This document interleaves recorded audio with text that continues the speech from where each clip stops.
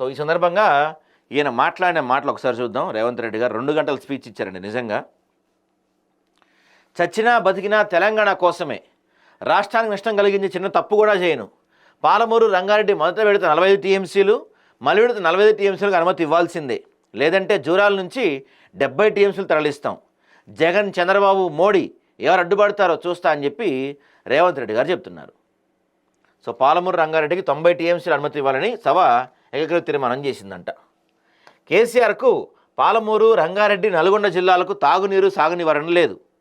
Palamuru, Rangareddy project పేరిట 55,000 కోట్లలో కాంట్రాక్టర్లు 20,000 కోట్ల బిల్లులు ఇచ్చి రాష్ట్రాన్ని కొల్లగొట్టారు.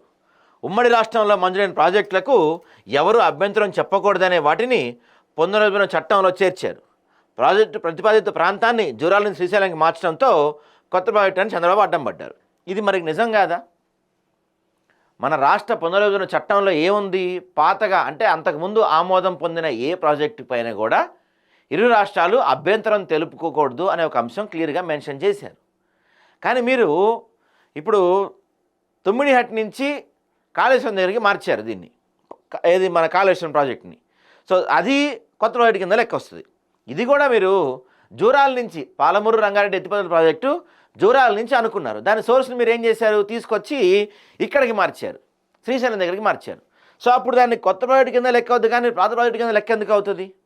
దాంతోపాటుగా కేవలం డిపిఆర్ల కోసమే 55,000 కోట్లు మీరు ఖర్చు పెట్టారు.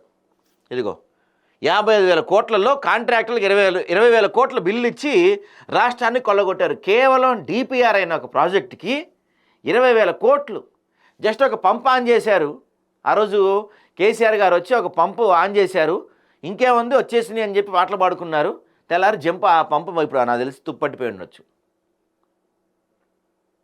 మరి ఇదంతా ఇంత దోపిడీ జరిగినప్పుడు మీరు ఎందుకు అసెంబ్లీకి రావట్లేదు?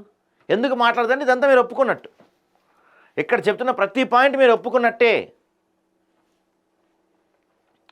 చచ్చినా తెలంగాణ కోసం చస్తాం, ఈ మట్టిలోనే కలుస్తాం, ఈ ప్రజల కోసమే పోరాడతాం. ఇది ఇక్కడున్న వారి అందరి చిత్తశుద్ధి. మా అందరి భిన్నాభిప్రాయాలు ఉండొచ్చు. తెలంగాణ నీళ్లు, నిధులు, అభివృద్ధి విషయంలో మాకందరికి ఏకాభిప్రాయం ఉంది. 100% ఈ తెలంగాణ కోసం నిక్కచ్చిగా, నిటారుగా నిలబడతాం తప్ప ఎవరికీ తల వంచమని రేవంత్ రెడ్డి స్పష్టం చేశారు. రాష్ట్ర హక్కులను కాపాడుతామన్నారు.